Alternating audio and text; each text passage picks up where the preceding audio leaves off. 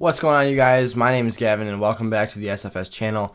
Today I have my Week 2 in-depth analysis and recap video where I'll be looking back at this week's NFL games, and I will be giving you guys the important things you need to take away from the fantasy football perspective of things from this week's action.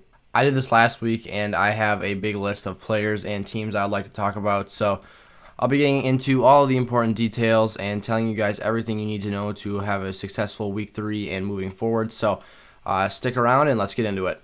One of the first things I noticed this week when I was watching was the Dallas Cowboys and the concerns and struggles that they suffered early on against the Atlanta Falcons.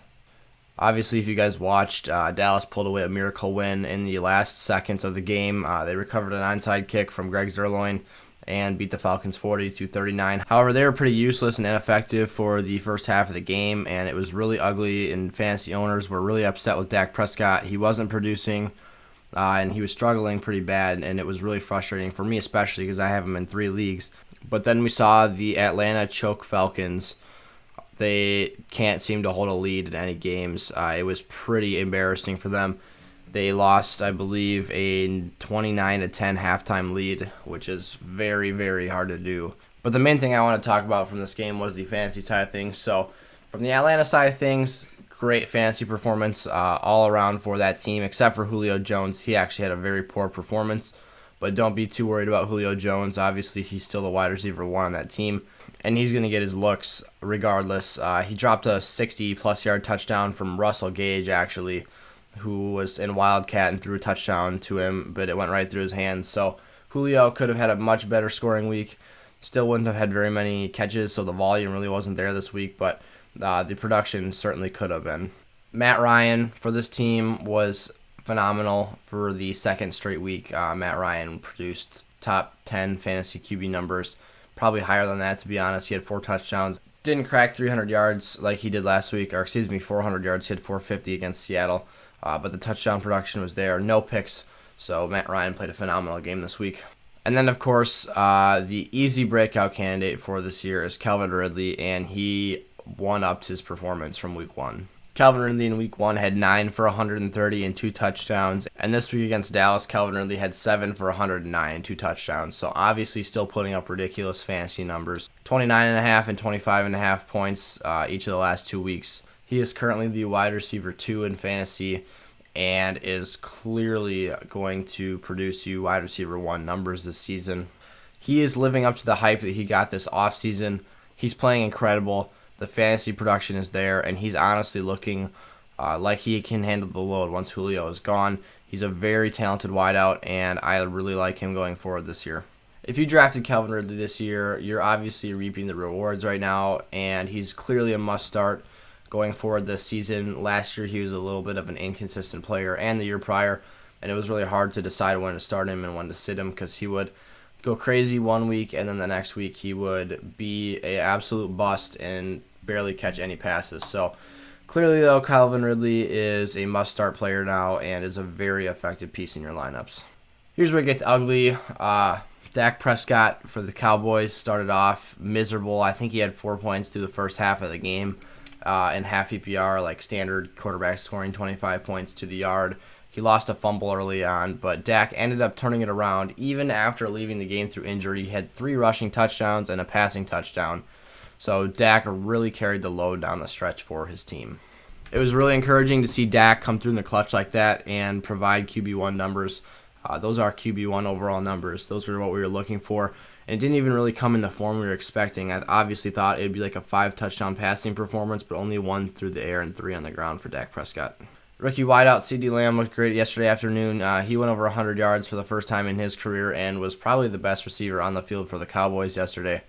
I still don't like how many receivers there are to throw the football to in that offense. However, I would consider flexing CeeDee Lamb in some leagues on a regular basis going forward. One quick note before I forget, for the Falcons, Russell Gage is a must-own player in fantasy football.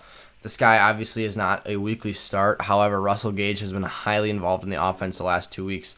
He's posted a touchdown in both games, and he got a pass where he could have had a 60-something yard passing touchdown to Julio Jones. I mentioned that, but I didn't necessarily mention the actual impact that Russell Gage is having in that offense. So if someone doesn't own him, make sure he's on the bottom of your bench at the very least. Russell Gage is a very, very valuable player. I think that if an injury happens to Julio or Calvin Ridley, Russell Gage is going to step up and be a big-time fantasy player this year. And obviously, it's easy, it's wishy-washy to say that. Obviously, they've already got backs taking away touches. They've got Hayden Hurst, too. But Russell Gage is actually legitimately producing numbers right now. So Russell Gage, if he steps into a higher role, would be very effective in fantasy. All right, moving on. We learned Dallas' defense is hot trash, so hopefully you don't own those guys in your fantasy lineups. Amari Cooper is still kind of a wishy-washy player. He played decent the last 2 games, but still hasn't really had anything spectacular for where you're drafting him at, so I don't like that there. And Ezekiel Elliott, second straight week of just being a fantastic player.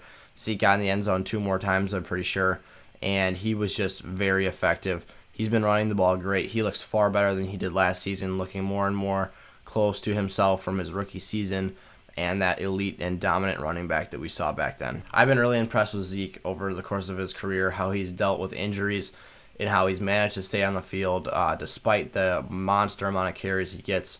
Feed Zeke is a real thing moving forward. We'll head over to the Rams and Eagles game. Obviously, Miles Sanders returning from injury was the highlight of this game for fantasy football players, and he produced for the guys who owned him. I've got him in probably 4 money leagues this year, 4 of my 6, and I started him in every single one of them, and he produced big time for me. Sanders had a nice afternoon. He had, I believe, 95 yards on 20-ish carries and a touchdown, which was very helpful. And then he had a few targets as well and catches that he was able to do a little bit with there. So he lost a fumble. That was a little bit of an unfortunate play, but he played very well other than that, especially considering the team was trailing the entire game against the LA Rams. So in a game where the Eagles control the pace of the football game, where they're controlling time of possession, I think that Miles Sanders is going to be a great player this year in fantasy. What's really concerning about that team, though, is that Carson Wentz continues to be under high pressure all game long. His offensive line seemingly can't block for him, and they're really struggling to stay on the field offensively. Turnovers are a huge issue. Carson Wentz is throwing picks left and right this year. It's really ugly. He's not looking too great this year. And Zach Ertz and Dallas Goedert have went into this weird time split where they run 2 tight end sets, and they're not useless fantasy players by any means. They're both must-starts, but they're kind of decapitating each other's fantasy production this year so far. One quick note before I get into anything deeper about last week. I just want to mention how many injuries there were. I'm sorry for you guys that lost big-time players in your lineups due to injury this week. Obviously, Saquon Barkley, Christian McCaffrey, Raheem Mostert went down this week. Jimmy Garoppolo went down. Drew Lock. I lost Devontae Adams in a couple of leagues, which really hurt me. I ended up losing a game because I only got 4.5 points out of Adams. Injuries are a big deal this year. I lost Saquon Barkley, too, to that. Hopefully it's not an ACL. Hopefully it's something minor, because even as a not owner of Saquon Barkley, it makes your league more fun when things are more competitive. And if someone's holding the 2nd overall pick and they lose Barkley to injury, it really kills their team, obviously, because they didn't have another pick until coming back to them later. So hope for the best. Hope Saquon Barkley's healthy. Obviously, same goes for Christian McCaffrey. We're hoping he doesn't miss time. We're hoping none of these guys miss additional time, but unfortunately, that's not the reality of the situation. Guys are going to miss time. Guys are going to miss games. We just got to hope for the best. I'll get into another guy here who's an absolute fantasy stud, and that is Josh Allen of the Buffalo Bills. He has been on fire to start off both of his last 2 games. Obviously not too tough of matchups against the Dolphins and Jets defenses. However, Josh Allen has been really great. He's been performing at a high level, and I really think Josh Allen is a top 5 QB finisher this year. When you add up his rushing value and those deep balls he throws to John Brown and Stephon Diggs, he's really just racking up yards, racking up fantasy points, and it's really, really nice to watch as a fantasy owner. One of my favorite guys to talk about this week, who I'm extremely excited about, is Jonathan Taylor, and he finally got on the field in that workhorse RB1 role, and he delivered. I believe he had over 20 touches, and he went for over 100 yards and a score. So that was really encouraging to see from Jonathan Taylor, and that makes me really happy as a fantasy owner. I was looking around YouTube at some other fantasy football content creators, and I saw this one video. It said, "Is Jonathan Taylor a bust?" And I laughed out loud when I saw that. That's just atrocious fantasy football analysis, and I didn't actually watch the video. I just saw the thumbnail. But if they actually think Jonathan Taylor was going to be a bust behind Quentin Nelson in that line, they should just stop playing fantasy football. JT this season, I think, will be an RB1. I think he'll have a comparable year to what Ezekiel Elliott did as a rookie back in 2016. I think that Jonathan Taylor is going to not be quite as explosive as Zeke was that first season, but he's going to get the workhorse load. He's going to get those goal line touchdowns, and he's going to produce really nice fantasy numbers for your league. Just a couple notes on the Vikings. I'm not going to spend too much time here. Kirk Cousins looked terrible yesterday. He played miserably and probably lost the Vikings that game. Adam Thielen, as a result, due to really poor quarterback play, suffered as well in fantasy and did not have a great week. Dalvin Cook, however, managed to stay fantasy relevant because he got those 2 touchdowns. And that's all I'm going to waste time on with the Vikings. Another interesting little bit here. The Jets are completely fantasy irrelevant. Le'Veon Bell's out. Jameson Crowder's out. Sam Darnold sucks. Chris Herndon didn't do much of anything either. But Frank Gore didn't really do much of anything either. I've actually got him on a team, so I'll pull it up right here quick and look. Frank Gore had a whopping 6.3 half PPR points, which is obviously nothing to brag about. While the Jets had absolutely nothing to show for in fantasy this week, or pretty much ever. The 49ers did lose a big part of their offense, hopefully not for more than just this last week's game, but Raheem Mostert had a 75-yarder on the first play from scrimmage for a touchdown, and he had another 60-plus yarder that was called back later on in the game, but he actually ended up having to leave with a knee injury. Really hoping that Raheem Mostert is okay. I've got him in my Dynasty League as a starter this year while I'm kind of developing some running backs on my bench. He's my flex player, actually. I got Jonathan Taylor and Miles Sanders in the RB1 and 2 spots, but Raheem Mostert, really hoping he's all right. He was electric until the injury yesterday, and the 49ers really got killed with the injury bug yesterday. They lost Nick Bosa. They lost Solomon Thomas. They lost their quarterback. Really, really tough day for San Fran, so hopefully they can at least get a part of that back and have Raheem Mostert on the field next week. One of the most entertaining games, I think, this week was the Jags and the Titans. They went 33-30, and the Titans barely scraped out a win because Gardner Minshew was driving down the field, and to no fault of his own, Harold Landry got his hands up and swatted his pass down, and it was intercepted. So, really great play by the Titans defense, not necessarily on Gardner Minshew, who I thought played exceptional against a very good defensive unit. He was spreading the ball all over the field, scoring. Shenault, Keelan Cole, and DJ Chark are all fantasy relevant, I feel like, because Minshew is just throwing targets to everybody. He doesn't just lock onto one guy. He's spreading the ball all over the field. James Robinson, their undrafted rookie running back, has a phenomenal week this week. He goes over 100 yards and scores a touchdown, so I really like him as a flex play going forward, locked into your lineups. I ended up starting him in 2 leagues. Just as kind of a streamer. I played him last week in 1, but he only scored like 8.5 half PPR points because he wasn't getting any receptions.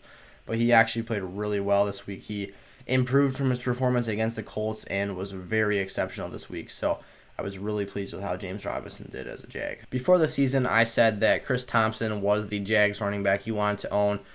That was clearly not the case. I was wrong about that one. I'll admit it. James Robinson wasn't even on my radar. I was thinking more of Ezigbo as a guy, but he's really not getting any work. So James Robinson, clearly the guy to own in Jacksonville. Chris Thompson did have a nice floater for a touchdown, but that was just situational, nothing much behind that. Wouldn't read too much into Chris Thompson's touchdown against the Titans. He'll be a scat back every once in a while and catch a pass. So James Robinson is a go for me. Start him in your lineups next week. Packers-Lions, this one was big for fantasy implications on one side, not so much on the other.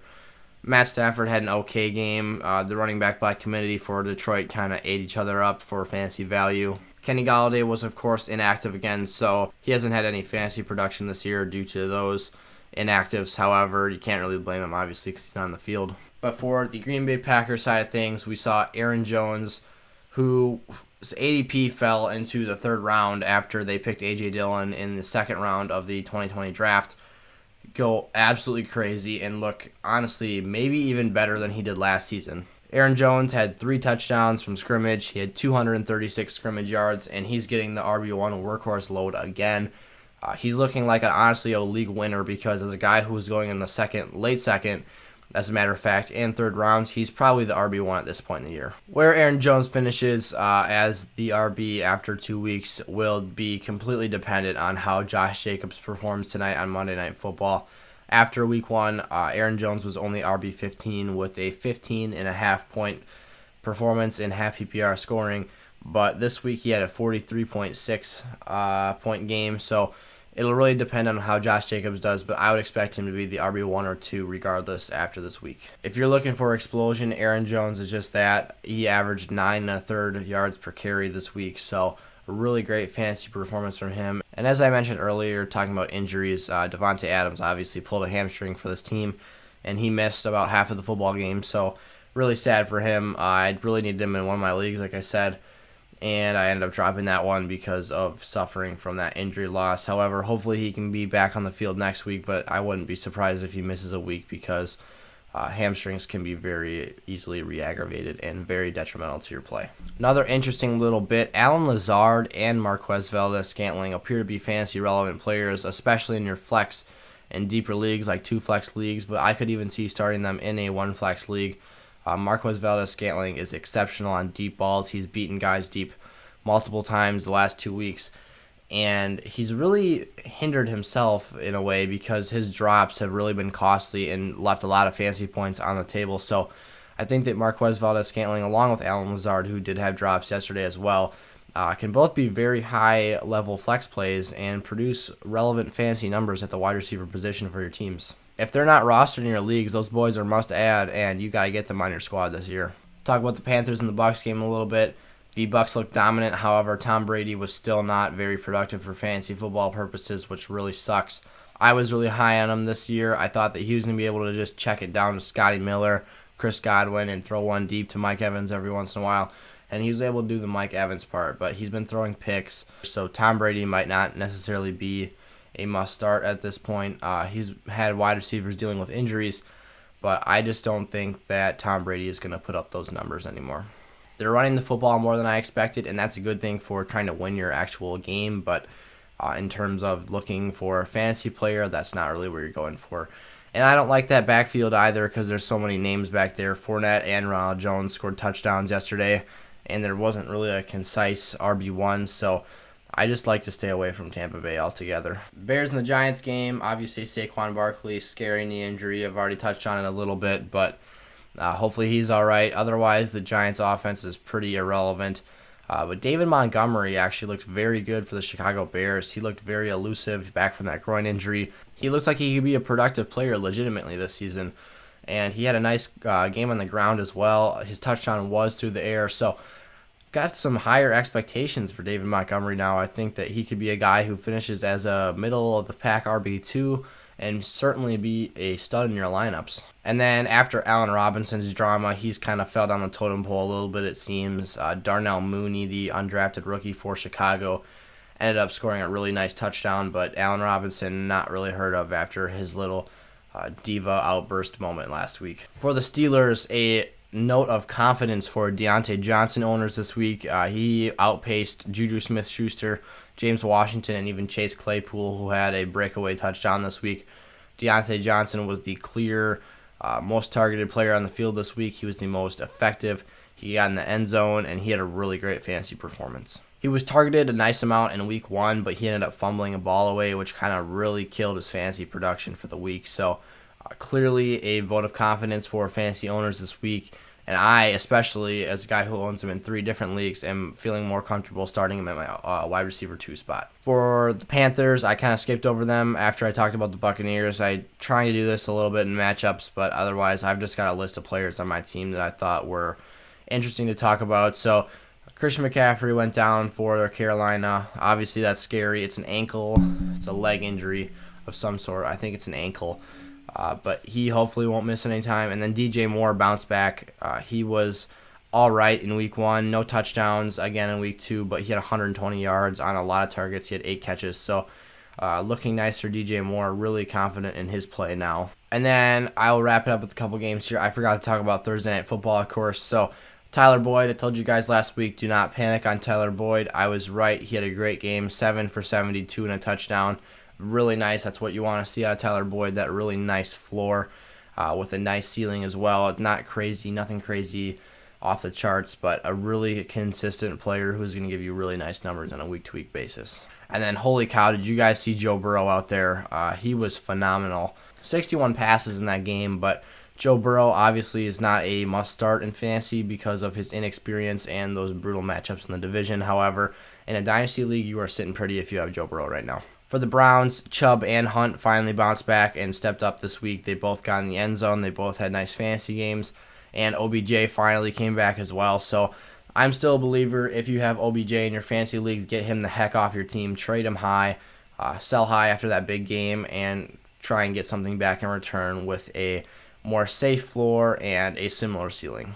Talk about one of the last afternoon games on Sunday. Austin Eckler, I said it once again, another guy I said last week, don't panic on. He finally got used as more of that offensive weapon role that I've been talking about here on the channel. And he had a really nice clip from the receptions perspective, and he was very effective in that way in the field. And he was a very good rusher as well. I know that some people are going to be freaking out because Josh Kelly out-touched Austin Eckler on the ground.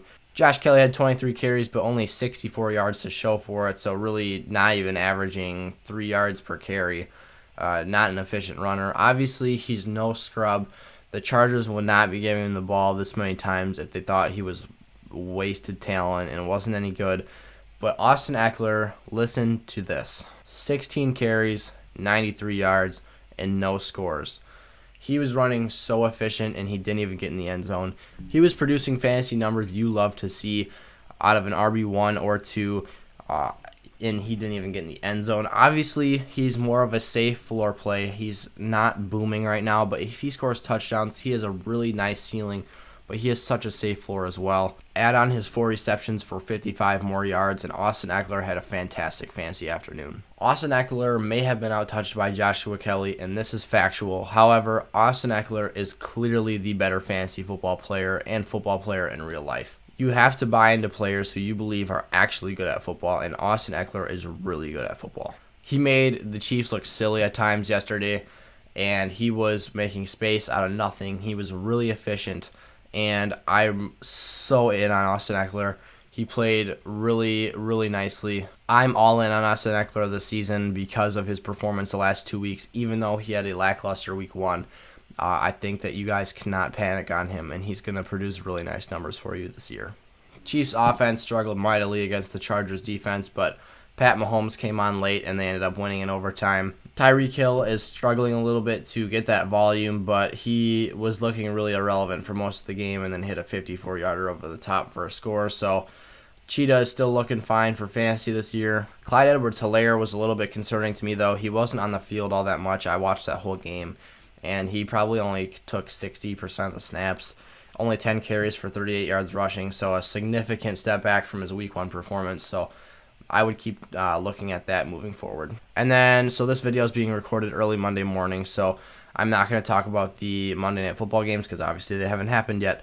But the Sunday Night Football games were very interesting, or Sunday Night Football game, I should say, not games. But DK Metcalf, wholly intimidating.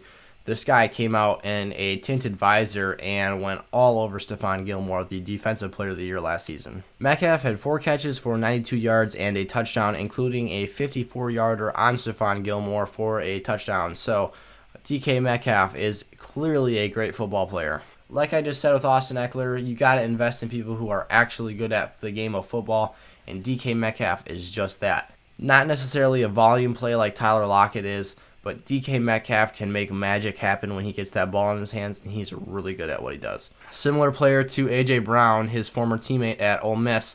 Obviously, Brown didn't play this week because of injuries, but both of these guys are exceptional after the catch. They're dominant wide receiver ones at the point of attack, and they command targets in their offenses. And then Russell Wilson, absolutely fantastic game. He had 5 touchdowns and really picked apart the Pats defense. Cam Newton for the Pats was exceptional. He drove down the field and got to the 3-yard line, but really not a shocking call at the end of the game. Everybody in that entire world watching the game knew that the Pats were going to line up quarterback power on the last play of the game, and obviously it got stuffed out because you've already ran it 5 times that game, and you ran it 6 more the week before, so what do you think is going to happen? It was a really silly call in my opinion. I think that they should have lined it up, went wide, and passed it, and Cam could run it in himself then. But you can't do a play when everybody in the entire universe knows what's happening. Newton, though, was great. 2 rushing touchdowns prior to that on the day, and he looked really poised. He looks a lot better as a passer, and when he's healthy, he's a dangerous man. Last thing before I get out of here, Julian Edelman, I got to shout out my guy. I really love Julian Edelman. I've had him as my wide receiver 1 in a keeper league the last 2 years. Not even as my keeper, I just end up drafting him because he's really valuable at his ADP. No touchdowns again this week for Edelman, but he had 8 catches for 179 yards, a career high for him. So I'm really happy for Julian Edelman, and my fantasy team really loved that performance from him. So Julian Edelman is an absolute dog. I love playing that guy in PPR leagues or half PPR. So if you can get yourself some really good RBs and then use Julian Edelman as a safe floor wide receiver, get yourself that, because that's how I won my league last year. So thank you guys so much for watching. Stay tuned for more fantasy football videos throughout the week. I'll be posting my stardom and sit-em videos and Instagram posts along with my waiver wire ads for the week. And I'll be doing all other sorts of fantasy football stuff, and I'll be posting a little bit of Madden here and there as well. So if you guys are into that, make sure to hit the subscribe button and turn that bell on so you never miss an episode, and I'll see you guys next time. Peace out.